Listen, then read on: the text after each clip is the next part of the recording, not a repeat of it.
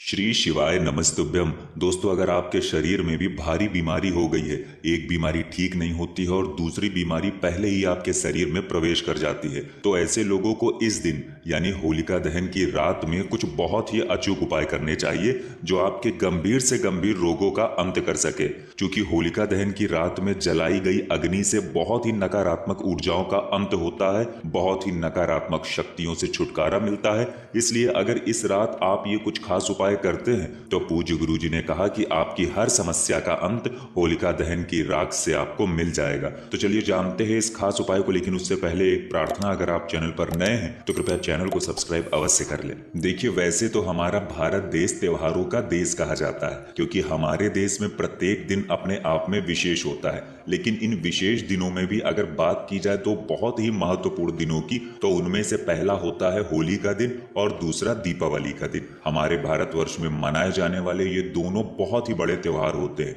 क्योंकि इन दोनों पर्वों का संदेश समाज में फैली बुराइयों पर अच्छाई की जीत दर्शाता है। इसीलिए होलिका दहन की रात जब बुराई पर अच्छाई की जीत होती है, तब उसी समय हमें भी कुछ ऐसे ही विशेष कार्य करने चाहिए जिससे हमारे जीवन में फैली रोगों की बुराई, नकारात्मक ऊर्जा की बुराई, ईर्ष्या द्वेष की बुराई, इन सभी से हमें मुक्ति मिल सके। चलिए अब बात करते हैं उस उपाय की। देखिए, अगर आपके शरीर में कोई भारी रोग हो गया है, आपकी बीमारी ने काफी समय से आपको परेशान कर रखा है, आपने कई डॉक्टरों को दिखा दिया है, लगातार कई महीनों से या कई सालों से दवाएं आप खा रहे हैं, लेकिन आपकी बीमारी में आपको आराम नहीं लग रहा है, तो ये उपाय ऐसे लोगों के लिए रामबाण साबित होने वाला है। अगर आप ये उपाय करते हैं तो यकीन मानिए आपकी बीमारी में 3 दिन के अंदर ही आपको धीरे धीरे आराम मिलना शुरू हो जाएगा। देखिए, आपके शहर में या आपके गांव में हर जगह होलिका दहन का जो समय होता है वो अलग अलग होता है, यानी हर एक क्षेत्र में होलिका दहन अपने ही शुभ समय के अंतर्गत ही जलाई जाती है।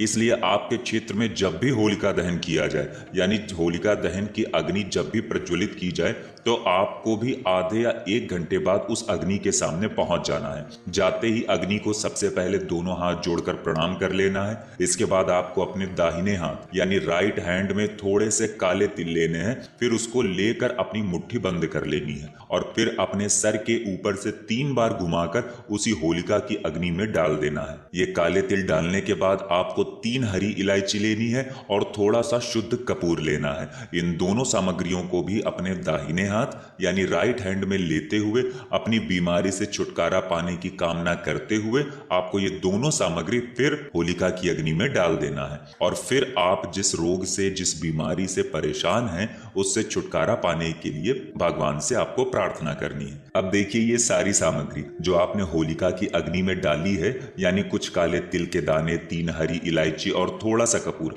ये आपको अपने घर से लेकर जाना है। यानी जब आप अपने घर से निकले तो आप किसी कागज में ये सामग्री रख ले। एक कागज में काले तिल और दूसरे कागज में 3 इलायची व कपूर एक साथ रख ले। देखिए, ये उपाय सिर्फ उस व्यक्ति को करना है जो बहुत बीमार रहता है। जिस व्यक्ति के शरीर में गंभीर रोग हो गया है, वही व्यक्ति इस उपाय को करेगा। घर का कोई और सदस्य इस उपाय को नहीं करेगा। अब ये सारी सामग्री होलिका की अग्नि में डालने के बाद आपको वापस अपने घर आ जाना है। इसके बाद होलिका दहन के दूसरे दिन सुबह सुबह आपको थोड़ी सी राख अपने घर ले आनी है। घर आने के बाद आपको इसी राख से एक बहुत ही खास कार्य करना है। आपको इसी राख का टीका अपने दाहिने हाथ यानी राइट हैंड के अंगूठे से लगाना है। अंगूठा यानी थंब, दाहिने हाथ के अंगूठे से उस बीमार व्यक्ति के मस्तक पर टीका लगाना है। ये टीका वो बीमार व्यक्ति स्वयं लगा सकता है या घर का कोई भी दूसरा सदस्य उस बीमार व्यक्ति के लगा सकता है। आप चाहें तो सुबह ये टीका लगा सकते हैं, और अगर आप सुबह ये टीका नहीं लगा पा रहे हैं तो फिर आप दोपहर में भी ये टीका लगा सकते हैं। अब कितने दिनों तक आपको ये टीका लगाना है, तो देखिए,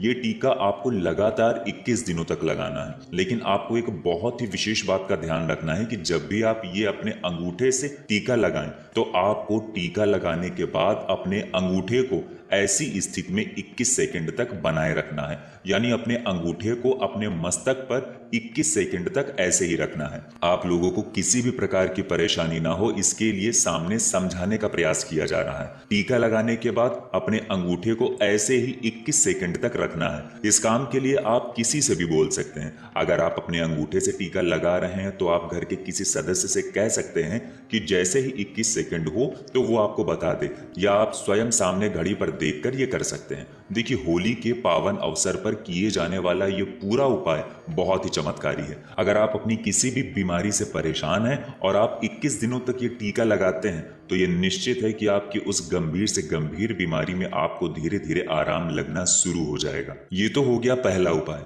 अब जो व्यक्ति ये पहला उपाय नहीं कर सकते हैं या फिर पहला उपाय करने के साथ साथ दूसरा उपाय भी करना चाहते हैं तो उनके लिए ये दूसरा उपाय है। देखिए, जब किसी भी बीमार व्यक्ति के शरीर में कोई असाध्य रोग आ जाता है तो वो व्यक्ति बहुत परेशान तो होता ही है और साथ ही साथ परिवार के अन्य लोग भी पूरी कोशिशें करते हैं कि घर का वो सदस्य बहुत ही जल्दी स्वस्थ हो जाए। इसलिए मेरा आप सभी से निवेदन है कि जब भी हम महादेव के सामने जाया करें तो एक बार हमें महादेव से ये प्रार्थना जरूर करनी चाहिए कि संसार के प्रत्येक जीव पर आपकी कृपा बनी रहे, आपकी दया बनी रहे, किसी को भी कोई बहुत बड़ी बीमारी ना हो, क्योंकि जब बीमारी होती है तो उसका दर्द सिर्फ वो बीमार व्यक्ति ही समझ सकता है। तो चलिए अपने महादेव से ऐसी प्रार्थना करते हुए अब बात करते हैं दूसरे उपाय की। देखिए, इस उपाय के लिए आपको जरूरत पड़ेगी एक पान की। आपको एक पान किसी भी पान लगाने वाली दुकान से बड़ी ही आसानी से मिल जाएगा, तो आप वहां से एक पान ले लेंगे। इसके बाद आप लेंगे एक बतासा। आपको मीठा बतासा किसी भी जनरल स्टोर वाली दुकान से मिल जाएगा, तो वहां से आप एक मीठा बतासा ले लेंगे। फिर इसके बाद आपको जरूरत पड़ेगी 2 लौंग की। शायद ये आपको बाहर से ना लेनी पड़े,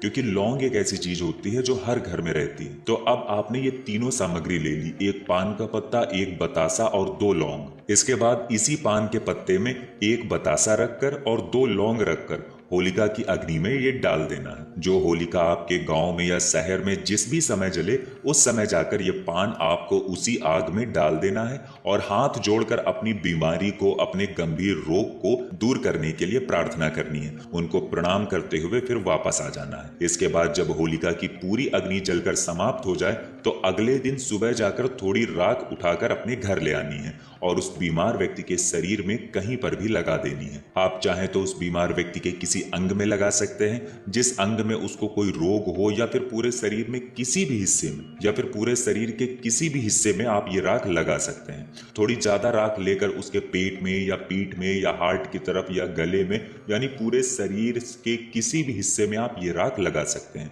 ये उपाय आपको सिर्फ एक बार ही करना है और जिस दिन होलिका दहन हो उसके दूसरे दिन ही आपको राख उठाकर लानी है और ये उपाय करना है। ये उपाय आपकी उस गंभीर से गंभीर बीमारी को बहुत ही जल्द समाप्त करके आपको पूरी तरह से स्वस्थ कर देगा। देखिए, आप कोई भी उपाय करिए उसे पूरे विश्वास से किया करिए। आपके दिल में भगवान के प्रति पूरी आस्था होनी चाहिए। अगर आप अपने पूरे भाव से कोई भी उपाय करते हैं तो ये निश्चित है कि आपकी उस समस्या में आपको आराम जरूर मिलेगा। तो दोस्तों, ये था पूज्य गुरु जी द्वारा बताया गया कुछ बेहद खास उपाय और कुछ महत्वपूर्ण बातें। अगर आप लोगों को जानकारी अच्छी लगी हो तो वीडियो लाइक करिएगा। मिलते हैं फिर एक नए वीडियो के साथ। श्री शिवाय नमस्तुभ्यम।